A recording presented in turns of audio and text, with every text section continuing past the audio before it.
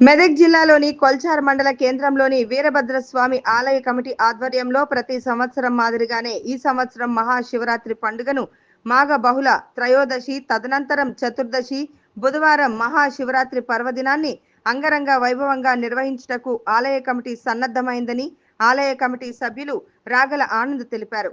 మహాశివరాత్రి పర్వదినాన్ని పురస్కరించుకొని ప్రాతకాల నిత్య పూజ నిర్వహించి భక్తులకు సామూహిక అభిషేకాలు నిర్వహించబడును.